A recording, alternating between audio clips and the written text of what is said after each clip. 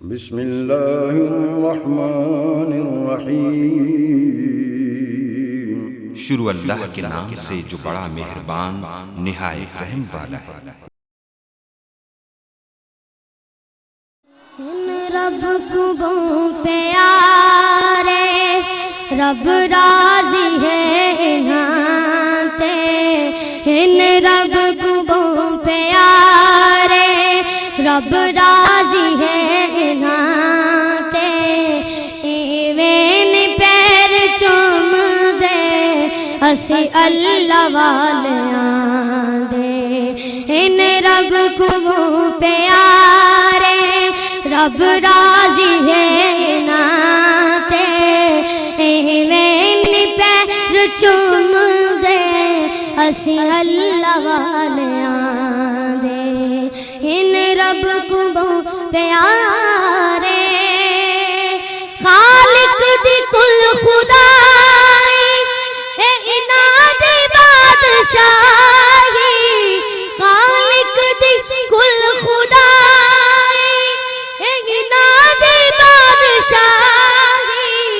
جو چاو دے نہ کر دے دین دے سپاہی جو چاو دے نہ کر دے وملائکتہ یصلون علی النبی یا ایہا الذین آمنوا صلوا علیہ وسلموا تسلیما اللہم صلی وسلم علی رسولک الکریم وآلہ الطاہرین رب اغفر وارحم وانت خیر الراحمین اللہم صلی وسلم علی رسولک الکریم وآلہ الطاہرین رب اغفر وارحم وانت خیر الراحمین اللہم صلی وسلم علی رسولک الکریم وآلہ الطاہرین رب اغفر وارحم وانت خیر الراحمین۔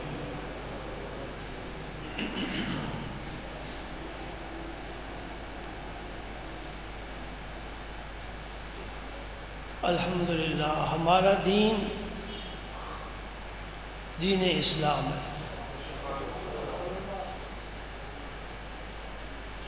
یہ آخری دین ہے اور تمام ادیان سے افضل ہے۔ اللہ تعالیٰ نے فرمایا ان الدین عند اللہ الاسلام کہ اللہ کے نزدیک دین اگر ہے تو صرف اسلام ہے۔ دوسری جگہ فرمایا وَمَن يَبْتَغِ غَيْرَ الْإِسْلَامِ دِينًا فَلَن يُقْبَلَ مِنْهُ اسلام کے علاوہ اگر کوئی کسی اور دین کو پسند کرے اللہ تعالیٰ کبھی قبول نہیں فرمائے گا۔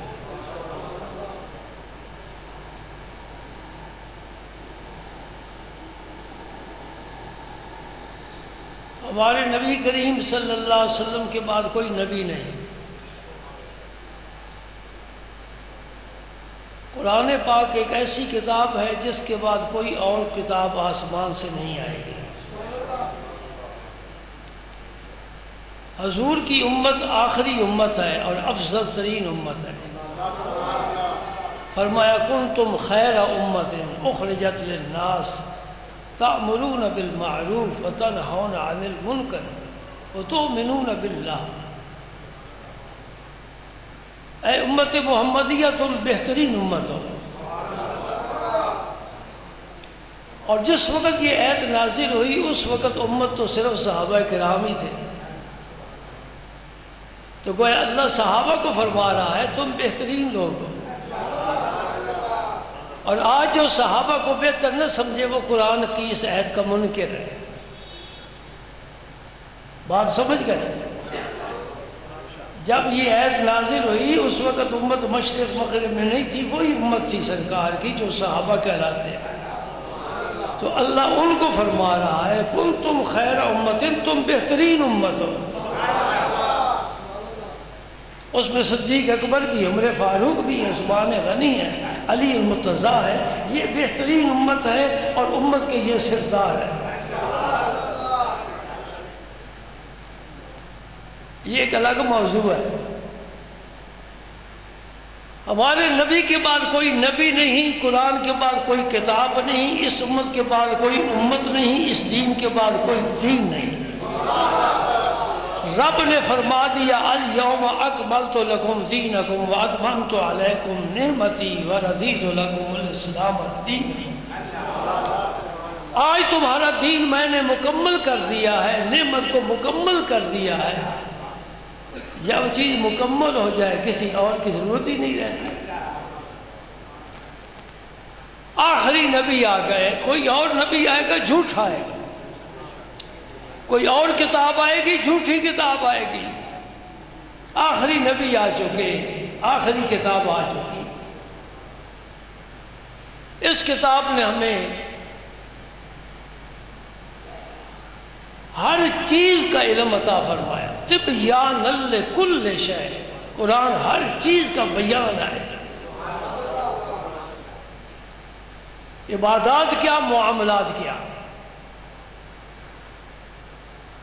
حلال حرام کے تمام مسائل قرآن نے ہمیں سکھا دیے۔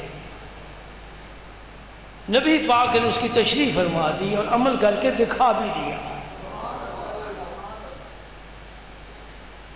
ان احکام میں سے آج میں ایک حکم کا ذکر کرنا چاہتا ہوں، اس لیے کہ حج کی درخواستیں شروع ہو چکی ہیں، تو حج کا ذکر کرنا چاہتا ہوں۔ حج ذو الحج میں ہوگا، اس وقت حج کے مسائل بیان کرنا اور فضائل بیان کرنا اتنا ضروری نہیں، کیونکہ اس وقت وہ آدمی حج پر جا ہی نہیں سکتا۔ آج مسائل سمجھ لو، کسی کے دل میں شوق پیدا ہو جائے تو جا کر اللہ کے گھر کا بھی دیدار کر آئے، نبی کے در پر بھی حاضری دے کر آئے۔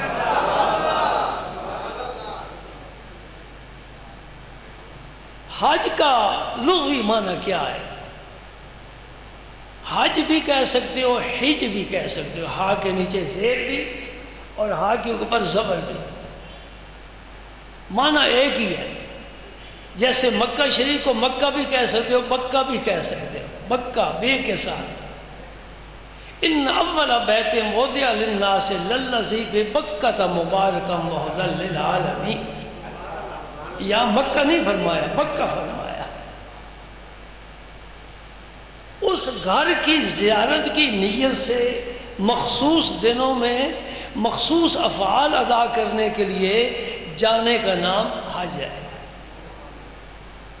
اگر ذو الحج کے علاوہ کسی اور دن جائے حج نہیں ہوگا، کعبہ شریف کے علاوہ کسی اور جگہ طواف کر کے آ جائے حج نہیں ہوگا، عرفات میں جائے حج نہیں ہوگا، اور وہ شرطیں پوری نہ کرے تب بھی حج نہیں ہوگا۔ احرام نہیں باندھتا، نیت نہیں کرتا، تلبیہ نہیں کہتا۔ تلبیہ کیا ہے؟ جب آدمی 2 نفل پڑھتا ہے، احرام باندھتا ہے، 2 نفل پڑھتا ہے، اب نیت کر رہا ہے اللہم انی ارید الحج والعمرۃ فیسرہما لی وتقبلہما منی، اے اللہ میں نے حج اور عمرے کا ارادہ کیا ہے، تو میری مدد فرما، یہ اس کو آسان فرما دے، قبول فرما دے۔ یہ نیت ہے۔ اب اس کے بعد حکم ہے کہ تلبیہ پڑھے۔ تلبیہ کیا ہے؟ لبیک۔ آگے کیا ہے؟ 1400 سال سے یہی سبق ہم یاد کرتے رہے ہیں، اور ہر حاجی وہاں جا کر کیا کہتا ہے؟ لبیک۔ آگے لبیک کا کیا معنی؟ حاضر ہوں۔ اللہم، اے اللہ میں حاضر ہوں، جیسا بھی ہوں حاضر ہوں، گندہ ہوں پاک کرنا تیرا کام ہے، میں حاضر ہوں، ناقص ہوں کامل بنانا تیری شان ہے، میں حاضر ہوں۔ سبحان اللہ۔ میرے پاک پیغمبر صلی اللہ علیہ وسلم نے فرمایا جب آدمی لبیک کہتا ہے اس کے دائیں طرف جتنے پتھر ہیں، جتنے ڈھیلے ہیں مٹی کے، جتنے درخت ہیں، اس طرح بائیں طرف جتنے درخت ہیں، ڈھیلے ہیں، پتھر ہیں، زمین کے آخری کنارے میں سب لبیک کہتے ہیں۔ سبحان اللہ۔ میرے رسول کو خبریں ہیں کہ نہیں ہیں؟ خبر رکھتا ہے نا؟ کوئی بھی ہو، کالا ہو، گورا ہو، عالم ہو، جاہل ہو، جب لبیک کہے گا، رسول پاک صلی اللہ علیہ وسلم نے فرمایا زمین کے آخری کنارے تک اس کے دائیں بائیں جتنے پتھر ہیں، جتنے ڈھیلے ہیں، جتنے درخت ہیں، سب ساتھ لبیک کہتے ہیں۔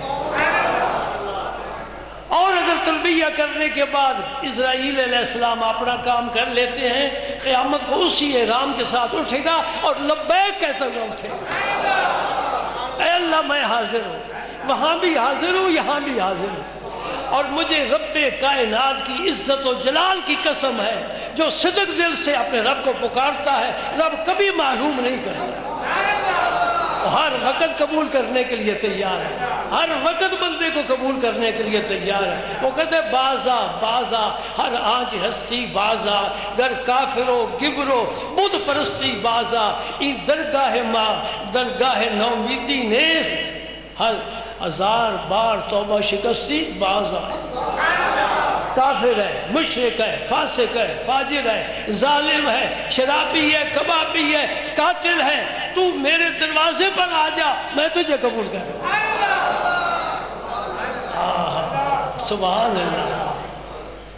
اور اگر تو نے توبہ کی ہے اور پھر توڑ دیا ہے، یہ عہد باندھا ہے میرے ساتھ، اے اللہ میں پھر نافرمانی نہیں کروں گا، اب عہد کو توڑ دیا ہے، پھر عہد باندھنا چاہتا ہے، میں قبول کروں گا، تو آ تو صحیح۔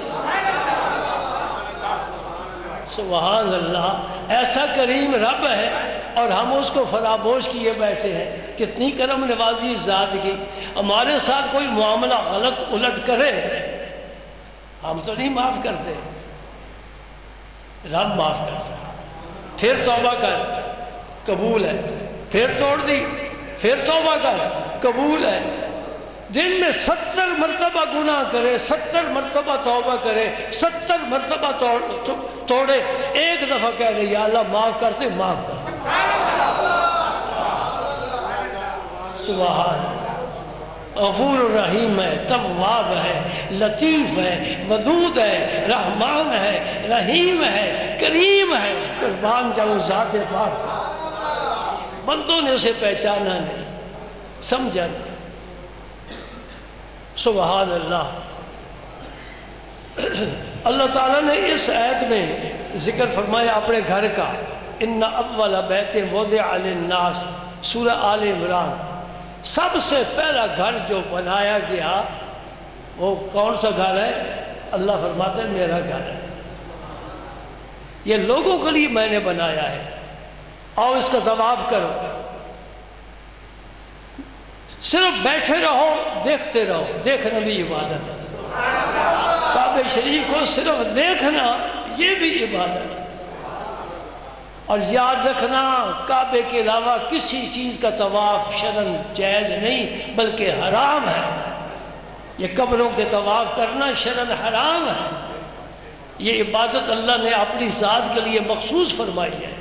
کسی اور مکان کا طواف نہیں کر سکتے، کسی دربار مزار کا طواف نہیں کر سکتے، دعا مانگ سکتے اللہ سے، یا اللہ تیرا مقبول بندہ ہے، میں اس کے قدموں میں حاضر ہوں، ساری زندگی تجھے سجدے کیے ہیں، تجھے راضی کر گیا ہے، اس کے طفیل میرے گناہ معاف فرما۔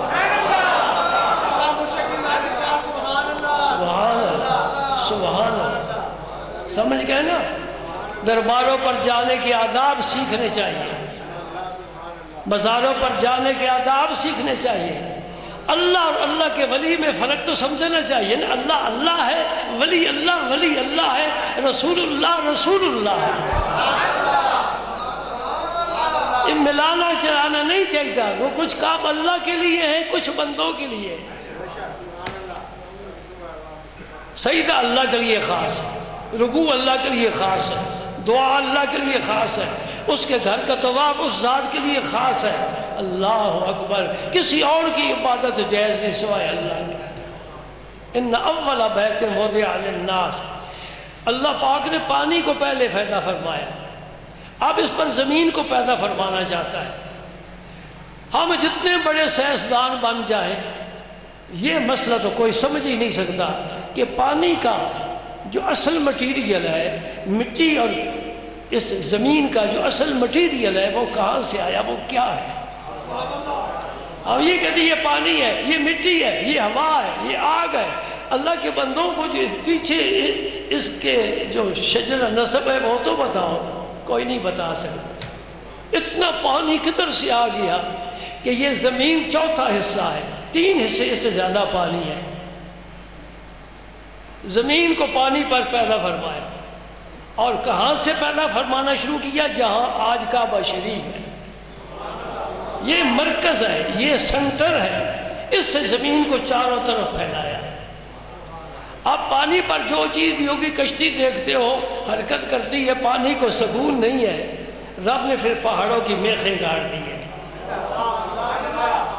زمین سکون پکڑ جائے۔ میرے بندوں نے تو پر چلنا پھرنا ہے، رہنا ہے، یہ زمین ہلتی رہی تو انسان کی زندگی مشکل بن جائے گی۔ پہاڑوں کی میخیں گاڑ دی ہیں، زمین ساکن ہو گئی،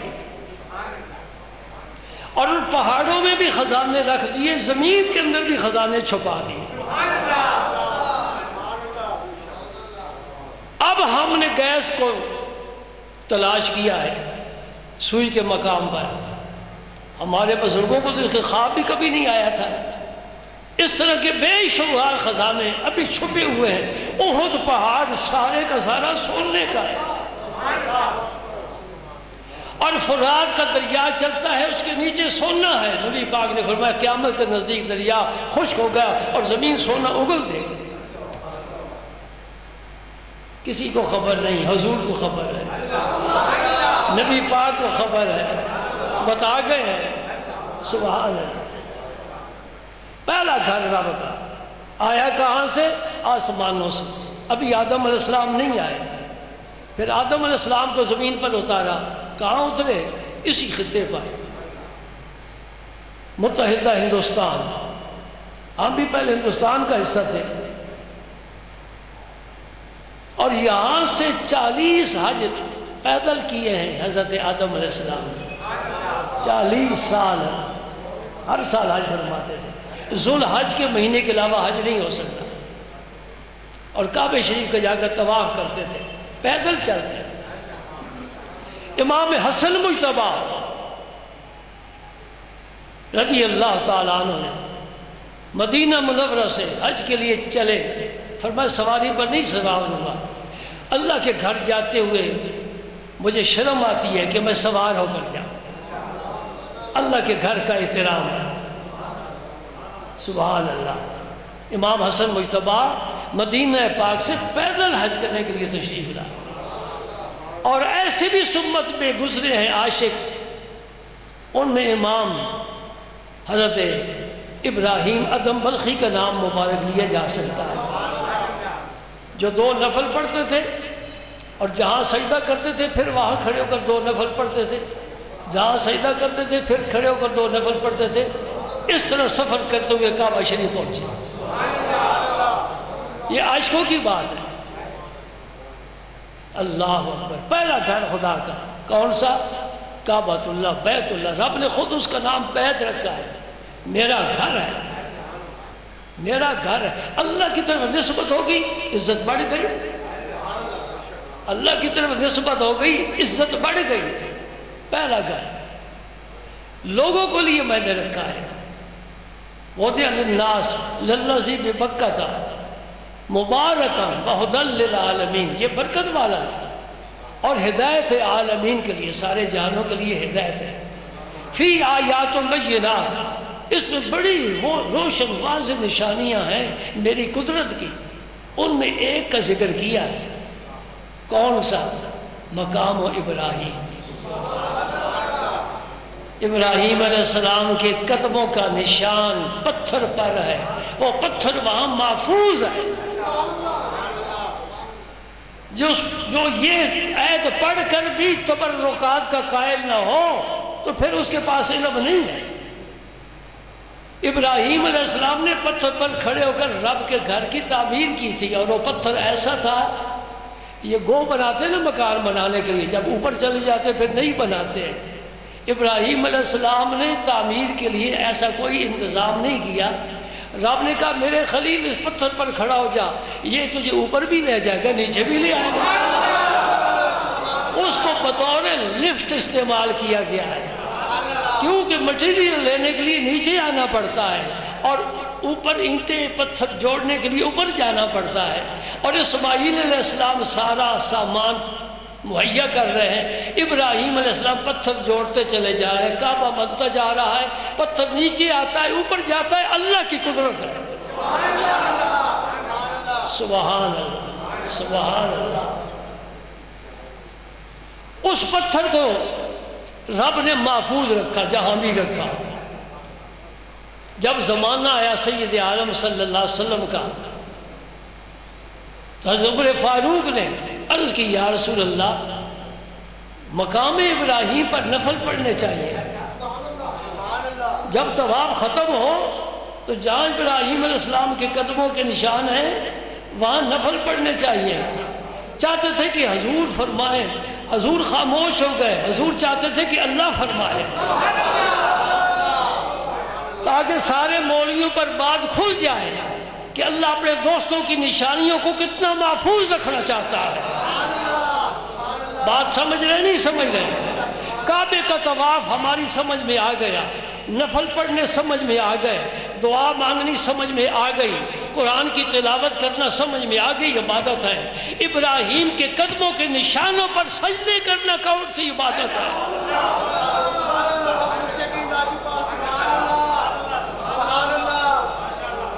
بات سمجھئے؟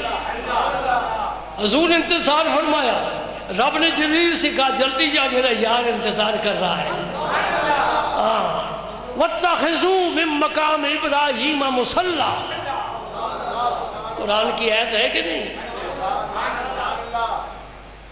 وَاتَّخِذُوا امر کثیر ہے، جو بھی یہاں آئے طواف کرے، طواف ختم ہو 2 نفل ضرور پڑھے۔ کہاں؟ مقام ابراہیم، مصلی، 2 لفظ سمجھ لو۔ مقام کا کیا معنی ہے؟ مصلی کا کیا معنی ہے؟ دونوں ظرف کے سیدھے ہیں۔ مقام وہ جگہ جہاں کوئی کھڑا ہوتا ہے، قیام سے ہے۔ مقام وہ جگہ جہاں کوئی کھڑا ہوتا ہے، مصلی وہ جگہ جہاں کوئی نماز پڑھتا ہے۔ جو ابراہیم کے کھڑے ہونے کی جگہ ہے وہ نماز کی جگہ بناؤ، وہاں بھی سجدہ کر سکتے ہو، وہاں بھی کر سکتے ہو، لیکن اے طواف کرنے والے مجھے تیرا سجدہ وہ پسند ہے جو میرے خلیل کے قدموں پر ہوگا۔ میں اپنی طرف سے کچھ نہیں کہہ رہا، یہ رب کا قرآن ہے، کسی اس عالم دین سے پوچھ لو، ایسی بات ہے کہ نہیں؟ اور جب آدمی کھڑا ہوتا ہے تو قدموں کے بال کھڑا ہوتا ہے، پاؤں کے بال کھڑا ہوتا ہے۔ اس کا معنی کیا ہے؟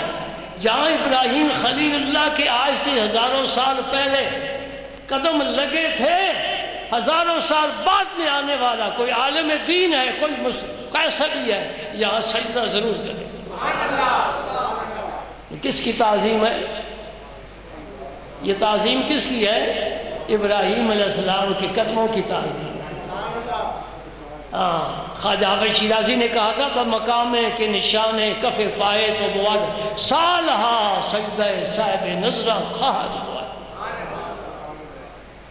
میرے یار تو جس جگہ گزر جائیں تیرے قدموں کا نشان ہو، صاحب نظر لوگ قیامت تک وہاں سجدے کریں گے۔ اللہ اکبر، اللہ اکبر۔ نبی کریم صلی اللہ علیہ وسلم معراج کے لیے تشریف لے جا رہے ہیں، براق پر سوار ہے، جبریل امین میکائیل ساتھ ہیں، ان کے جلب میں 70,000 فرشتے۔ ایک جگہ آ گئی، جبریل امین نے عرض کی یا رسول اللہ یہاں اتر کر 2 نفل پڑھے۔ آپ نے 2 نفل پڑھے، فرمایا یہ کون سی جگہ ہے؟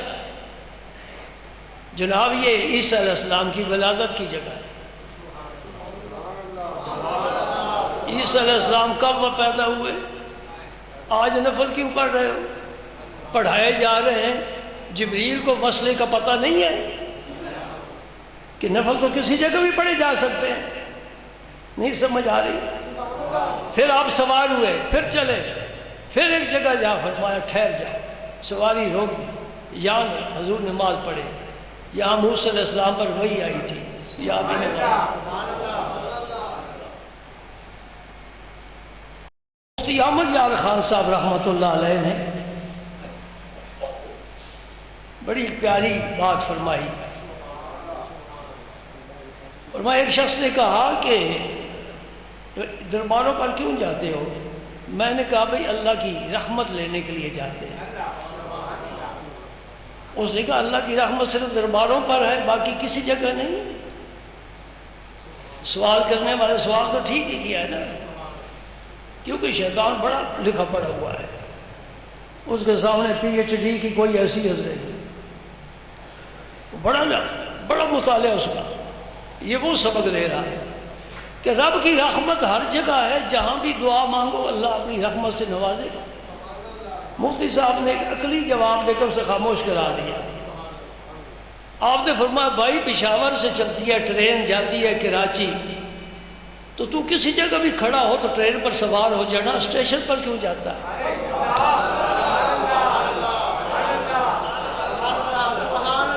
سمجھ آئی بات؟ جس نے بھی ٹرین پر سوار ہونا ہے اسٹیشن پر جائے گا، خواہ اس کے گھر کے دروازے کے سامنے ٹرین گزرتی ہو، یوں اسے معانقہ کرے گا تو پھر اس کا نشان ختم ہو جائے گا. یہ اللہ کے ولی اسٹیشن ہے رحمت کے.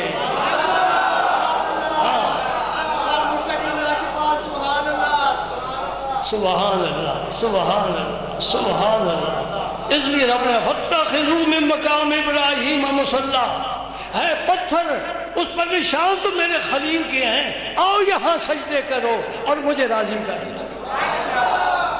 سبحان اللہ سبحان اللہ سبحان اللہ.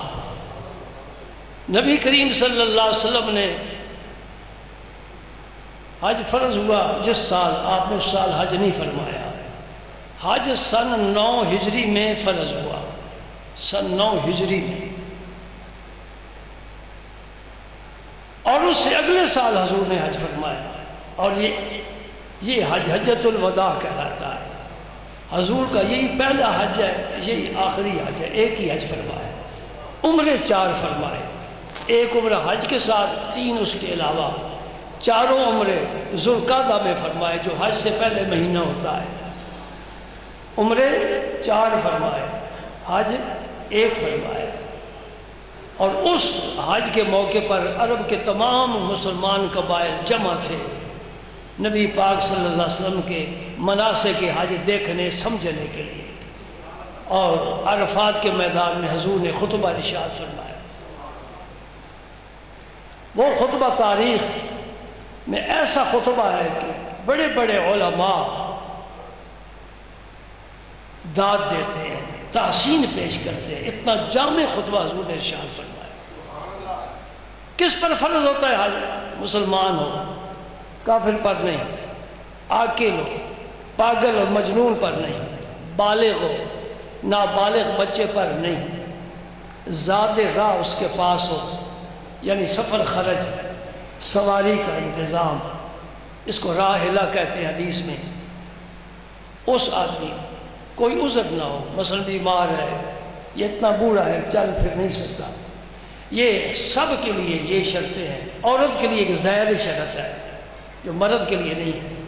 عورت کے لیے کیا ایک زائد شرط ہے کہ اس کا محرم ساتھ ہو. بغیر محرم کی عورت سفر پر نہیں جا سکتی. شرعی سفر کتنا ہے؟ بعض علماء کے نزدیک 92 کلومیٹر اور بعض کے نزدیک 75 کلومیٹر. یہ اپنی اپنی تحقیق ہے. تو 75 کلومیٹر کے سفر پر اگر عورت نے جانا ہے تو محرم کے بغیر نہیں جا سکتی. یعنی یہاں سے نہ لاہور جا سکتی ہے نہ اسلام آباد جا سکتی ہے. محرم کو ہونا ضروری ہے. وہ بے غیرت لوگ ہیں جن کی بیویاں شاپنگ کے لیے ڈرائیور کے ساتھ چلی جاتی ہیں. انہیں زمین پر چلنے کا کوئی حق نہیں ہے. یا کلمہ چھوڑ دیں یا نبی کے راستے پر چلیں. بات میری سمجھ رہے ہیں؟ یہ کوئی دین نہیں ہے، کوئی اسلام نہیں ہے کہ کلمہ مصطفیٰ کریم کا پڑھے اور پھر ان کی شریعت کے خلاف چلے. ایسا قطعاً نہیں ہو سکتا. اس کلمے کی کوئی قیمت نہیں ہے. کلمہ وہ قیمتی ہے یہ کلمہ بھی پڑھے اور نبی کے قدموں کی تلاش بھی کرتا رہے.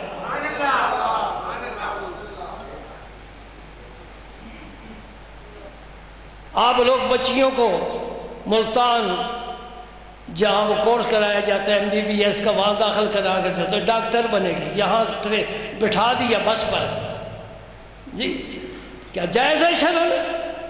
جب اللہ کا رسول فرما رہا ہے کہ اللہ کے گھر کی زیارت کے لیے بھی آنا ہے تو محرم ساتھ لے کر آؤ۔ ایک صحابی حاضر ہوئے، عرض کرتے ہیں یا رسول اللہ میرا نام مجاہدین میں لکھ لیا گیا ہے، یعنی جو لشکر جہاد پر جائے گا اس میں میرا نام بھی ہے، میں نے بھی جانا ہے، اور میری بیوی حج کے لیے تیار ہے۔ میرے نبی نے ساری وضاحتیں فرما دی ہیں، کوئی سمجھے نہ سمجھے اس کی مرضی، کوئی پردہ نہیں رکھا۔ صحابی رسول ہے، زمانہ میرے نبی کا ہے، جس زمانے کی اللہ قسم کھاتا ہے والعصر، اے میرے پیارے مجھے تیرے زمانے کی قسم، جس میں خیر ہی خیر ہے، شر نام کی کوئی چیز نہیں، میں تیرے زمانے کی، زمانہ کیا ہے؟ رات دن ہے، گردش لیل و نہار کا زمانہ ہے، میرے پیارے جو دن تیرے اوپر سے گزرتا ہے میں اس کی بھی قسم کھاتا ہوں، جو رات اپنی زلفیں پھیلاتی ہے اس کی بھی قسم کھاتا ہوں، اس لیے کہ رات بھی تیری ہے، دن بھی تیرا ہے۔ سبحان اللہ، والعصر، پاکیزہ زمانہ، پاکیزہ زمانہ میرے نبی کریم کا، ہر ایک آدمی کی زبان پر نغمہ ہے پیار کا اور محبت کا، سر جھک رہے ہیں، بت ٹوٹ رہے ہیں، دلوں کی بستی آباد ہو رہی ہے، بہار کا زمانہ ہے، ہر طرف گلستان نے اپنی بہار دکھا رکھی ہے۔ ہاں کوئی صدیق بن رہا ہے، کوئی فاروق بن رہا ہے، کوئی ذوالنورین بن رہا ہے، حیدر کرار بن رہا ہے، کوئی اسد بن اللہ بن رہا ہے۔ اللہ اکبر، اللہ اکبر۔ جس زمانے میں اذان گونجتی ہے تو حضرت بلال کی گونجتی ہے، جس زمانے میں تلوار چمکتی ہے علی المرتضیٰ کی چمکتی ہے، جس زمانے میں نعت پیش کرتا ہے حضرت حسان پیش کرتا ہے۔ نہ کوئی خالد بن ولید جیسا جرنیل ہے، نہ علی جیسا کوئی بہادر ہے، نہ کوئی بلال جیسا مؤذن ہے، نہ جناب علی کیا نام ہے، حضرت حسان جیسا کوئی شاعر نعت گو ہو سکتا ہے، نہ صدیق جیسا کوئی یار ہو سکتا ہے، نہ عمر جیسا کوئی بے باک ہو سکتا ہے، نہ عثمان جیسا کوئی سخی ہو سکتا ہے، نہ حسن حسین جیسا کوئی حسین ہو سکتا ہے۔ اے میں فاطمہ کے قدموں کی خاک پر قربان جاؤں، اب محمد پاک کی بیٹی جیسی کسی کی بیٹی نہیں ہو سکتی، قربان جاؤں۔ سبحان اللہ۔ اب بہار ہے تیرے گھر میں، تو نے اس بہار کی قدر نہیں کی۔ علامہ اقبال کا ایک شعر مجھے یاد آ گیا، اس کا ترجمہ سناتا ہوں، ہے فارسی میں۔ وہ کہتا ہے شریعت کی اگر پابندی نہ ہوتی، یہ میرے بھی دل کی بات ہے۔ اقبال کہہ رہا ہے، تیرا اقبال مارم راز حقیقت، ترجمان حقیقت، وہ کیا کہتا ہے؟ کہتا ہے شریعت کی پابندی نہ ہوتی فاطمہ میں تیری قبر کا طواف کرتا ہوں۔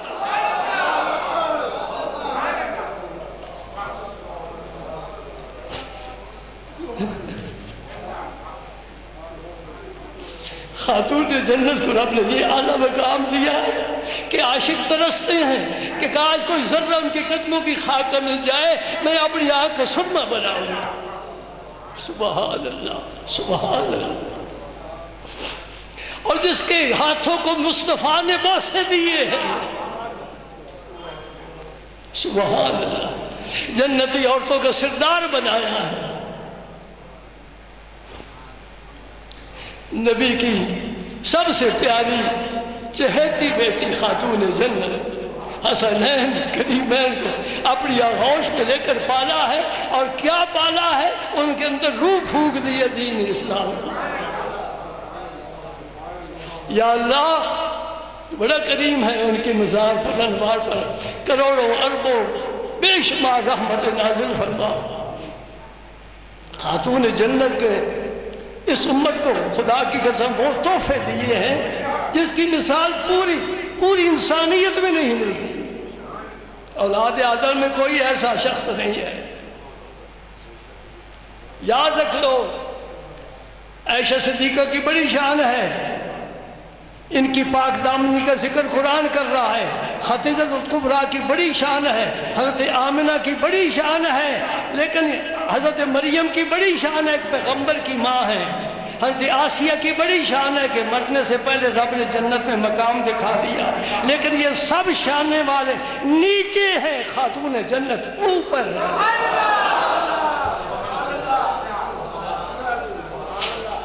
سبحان اللہ سبحان اللہ وَيُطَهِّرَكُمْ تَطْهِيرًا، رب جن کی پاکی کے اعلان بھی کرتا ہے۔ اللہم صلی علی محمد وعلی آل محمد وبارک۔ یہ عالم ہے، جب آل کہتے ہو نا تصور کیا کرو، سب سے پہلے خاتون جنت آل ہے، پھر حسن ہے، پھر حسین ہے، علی المرتضیٰ ہے، یہ آل محمد ہے، یہ نبی کا گھرانہ ہے، نبی کا گھرانہ ہے، جس گھر میں جبریل بھی بغیر اجازت قدم نہیں رکھ سکتا۔ سبحان اللہ سبحان اللہ۔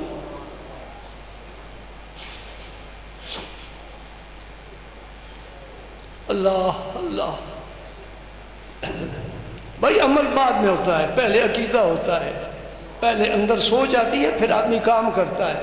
کم کم عقیدہ اور سوچ تو بڑی اعلیٰ ہونی چاہیے نا، اعلیٰ ہونی چاہیے۔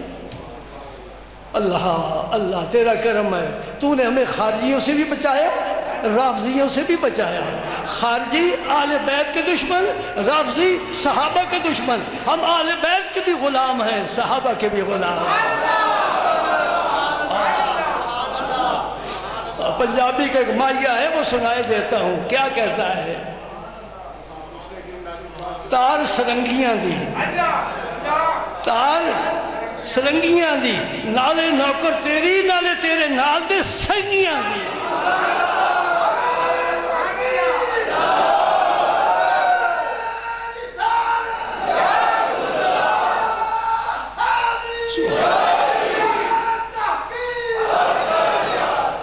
سبحان اللہ۔ حدیث پاک عرض کر رہا تھا، ایک صحابی حاضر ہوئے، یا رسول اللہ میرا نام مجاہدین کی لسٹ میں ہے اور میری بیوی حج کے لیے جانا چاہتی ہے۔ جہاد کی بڑی فضیلت ہے، نماز کے بعد حضور نے جس چیز کی زیادہ فضیلت بیان کی وہ جہاد ہے۔ نبی پاک صلی اللہ علیہ وسلم نے یہ نہیں فرمایا کہ تم جہاد پر جاؤ اور بیوی کو اگلے سال حج کر لینا، فرمایا جہاد چھوڑ دے، بیوی کے ساتھ جا، وہ بغیر تیرے حج نہیں کر سکتے۔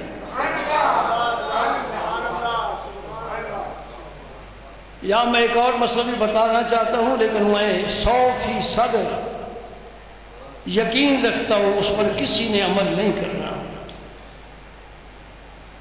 عجیب بات ہے نا، لوگوں کو مسئلے کا بھائی پتہ ہی نہیں، پتہ ہو بھی صحیح، عمل نہیں کوئی کرے گا۔ بتا دوں، جب عمل نہیں کرنا پھر بتانے کا کیا فائدہ؟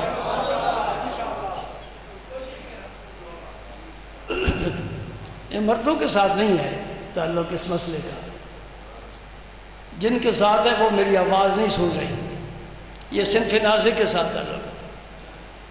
میرے پاک نبی نے فرمایا کہ عورت کے لیے مسجد میں نماز پڑھنے سے گھر میں نماز پڑھنا افضل ہے۔ سمجھ گئے مسئلہ؟ اب جو عورت یہاں پاکستان سے حج کے لیے جاتی ہے، عمرے کے لیے جاتی ہے، وہ اپنے مکان پر نماز پڑھے گی کہ مسجد جائے گی؟ بولو۔ وہ کہے گی میں 1,00,000 1.5 لاکھ روپیہ خرچ کر کے آئی ہوں تو میں گھر میں نماز پڑھتی رہوں۔ اسے یہ حدیث کوئی نہیں سنائے گا، کوئی سنائے گا پرواہ نہیں کرے گا۔ رسول پاک نے کیا فرمایا؟ عورت کے لیے مسجد کی بجائے گھر میں نماز پڑھنا افضل ہے۔ کرے افضل کا؟ نہیں کرے گی۔ کرتی کیا ہے عورتیں؟ جب حجر اسود کو بوسنے کا وقت آتا ہے مردوں میں گھس جاتی ہیں، حرام ہے، یہ کوئی بوسہ نہیں ہے، حرام کام کرتی ہیں۔ عورت کا مرد کے بدن سے بدن مس کرنا شرعاً اس کی کوئی گنجائش نہیں۔ کون عمل کرے؟ انما علی رسولنا البلاغ المبین، رب نے فرمایا میرے رسول کے ذمہ ہے مسئلہ کھول کے بیان کر دے۔ کتنے کان سن رہے ہیں، کتنے دلوں میں بات اتر رہی ہے، میں رب سے توفیق کا سوال کرتا ہوں، مولا کریم ہمیں توفیق دے، ہم اپنی خواہشات نفسانی کے مطابق عبادت نہ کریں، تیری رضا کے لیے تیرے نبی کے حکم کے مطابق عبادت کریں۔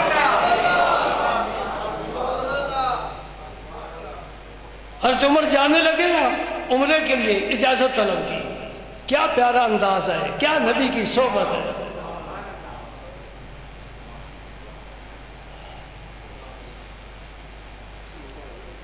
میرے قبلہ دادا جی صاحب رحمۃ اللہ علیہ حج کے لیے تشریف لے جانا چاہتے ہیں، آپ سفر فرما کر سرگودا تشریف لائے اور وہاں سرا میں ٹھہرے، ساتھیوں کا تم یہاں ٹھہرو، جس طرح میں نے بزرگوں سے سنا ہے، پرانے درویشوں سے سنا ہے، تم یہاں ٹھہرو، میں سیال شریف جا کر اپنے پیر و مرشد سے اجازت لے آؤں حج کی۔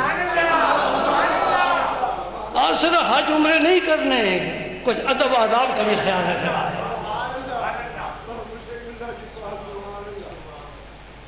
جب وہاں حاضر ہوئے تو پیر کامل تھا، نظر دور جاتی تھی، شیخ کامل ہو اور بات بنتی ہے، اجازت نہیں ملی، واپس گھر آ گئے۔ یہ کہاں سے مسئلہ لیا ہے؟ حج کرنا ہے اللہ کی رضا کے لیے، اجازت کی کیا ضرورت ہے؟ عمر فاروق نے حضور سے عمرے کی اجازت طلب کی، دو باتیں سرکار نے فرمائی، دونوں باتیں بڑی اعلیٰ ہیں۔ ایک تو فرمایا عمر تو بڑا قوی ہے، بڑا قداور ہے، کسی کو دھکا نہ دینا۔ ہم تو کتنے دھکے دے کر آتے ہیں، دھکے کھا کر بھی آتے ہیں۔ دوسری بات اس سے بھی اعلیٰ ہے، قربان جاؤں میرے رسول پاک میں کتنی عاجزی ہے، کتنی تواضع ہے۔ فرماتے اے میرے پیارے بھائی، عمر کو فرمایا اے میرے پیارے بھائی مجھے بھی دعا میں یاد رکھنا۔ اور پیارے تو سارے جہان کے لیے دعائیں کرنے والا ہے، تیرے لیے عمر دعا کرے۔ عمر کی شان دیکھو، عمر کی شان دیکھو، دونوں جہانوں کا سردار فرمائے میرے پیارے بھائی۔ سبحان اللہ، بڑا چھوٹے سے دعا کی بات کر رہا ہے۔ میں سارے سامعین کو دعوت عام دیتا ہوں، تاریخ کا مطالعہ کرو، عمر جہاں جہاں تمہیں ملے اس کو اچھی طرح دیکھو زندگی میں۔ پھر کبھی عمر فاروق نے حضور کو بھی بھائی کہا ہے؟ ایک آپ کو بھائی کہے تو آپ بھی اسے بھائی کہہ سکتے ہیں، لیکن حضرت عمر کی زبان پر یہ لفظ نہیں آیا۔ کیا کہتے تھے؟ محمد الرسول اللہ، ہم کہاں آپ کہاں، ہاں چہ نسبت خاک را با عالم پاک۔ یہ ادب سیکھنے ہیں دوستو۔ ایک حدیث پاک میں عرض کرتا ہوں اور اس کے بعد چاہتا ہوں آپ سے اجازت۔ یہ ان لوگوں کے لیے ہے جن کو اللہ پاک نے رزق دیا ہے، دولت دی ہے، اور وہ حج کے معاملے میں کرتے ہیں سستی، جی کہتے ہیں اگلے سال کر لوں گا، اگلے سال کر لوں گا، ہو سکتا ہے تجھے مہلت ہی نہ ملے، پھر کیا کرے گا؟ سبحان اللہ۔ نبی کریم صلی اللہ علیہ وسلم نے فرمایا، یہ دارمی اور ترمذی دو حدیث کی کتابیں ہیں، دارمی شریف، ترمذی شریف، اس میں یہ حدیث ہے، اور راوی ہیں ابو امامہ۔ قال رسول اللہ صلی اللہ علیہ وسلم من لم یمنعہ من الحج حاجت ظاہرت او سلطان جائر او مرض حابس فمات ولم یحج فلیمت انشاء یہودیا و انشاء نصرانیا۔ نبی پاک صلی اللہ علیہ وسلم فرماتے ہیں حج کرنے کے لیے کوئی اس کے لیے رکاوٹ نہیں ہے، نہ تو بادشاہ ظالم ہے کہ جانے نہیں دیتا، یا راستے میں بادشاہ ظالم ہے گزرنے نہیں دیتا، یا بیمار ہے، بیمار بھی نہیں ہے جو بیماری اس کو روکے، اور ہے بھی مالدار، حج کے خرچے برداشت کر سکتا ہے۔ فرمایا پھر وہ مر جائے تو مجھے کوئی پرواہ نہیں، وہ یہودی ہو کر مرا ہے یا عیسائی ہو کر مرا۔ بات سمجھ آ گئی؟ اس سے واضح میں کوئی بات نہیں کہہ سکتا کہ حج فرض ہو اور ٹالتا رہے ٹالتا رہے۔ اور میاں کل کوئی بیماری لگ سکتی ہے، ہر جھونکے کے ساتھ وبائی بیماریاں ہمارے یہاں گردش کر رہی ہیں، سورج کی ہر کرن کے ساتھ کوئی نہ کوئی آفت نازل ہو رہی ہے، زمینی آفت، کوئی نہ کوئی عذر پیدا ہو سکتا، مال نہیں رہتا، صحت نہیں رہتی، رکاوٹ بن جاتی ہے۔ لہذا حجو قبل اللہ تحجو، حج کرو اس سے پہلے کہ تم حج نہ کر سکو۔ لیکن حج غریب پر نہیں ہے، اس پر ہے جو حج کا خرچہ برداشت کر سکتا ہے، آنے جانے کا، اور گھر والوں کو بھی خرچہ دے کر جا سکتا ہے، کیونکہ گھر والوں نے پیچھے وظیفے تو نہیں نہ پڑھنے، کچھ کھانا پینا انہوں نے، ان کو بھی خرچہ دے کر جائے، یہ اس کی ذمہ داری ہے۔ جس کے پاس زاد راہ ہے اور وہ حج نہ کرے، مر جائے، تو حضور نے فرمایا مجھے کوئی پرواہ نہیں، وہ یہودی ہو کر مرا ہے یا عیسائی ہو کر مرا ہے، جس سے نبی مستغنی ہو جائے وہ کدھر جائے۔ سبحان اللہ، بات سمجھ گئے؟ اللہ تعالیٰ توفیق عطا فرمائے۔ حج کی درخواستیں شروع ہیں، اللہ تعالیٰ جس کو یہ ذوق شوق عطا فرمائے، گناہ معاف ہو جاتے ہیں، گناہ معاف ہو جاتے ہیں، اور فقر کا بھی علاج ہے۔ وآخر دعوانا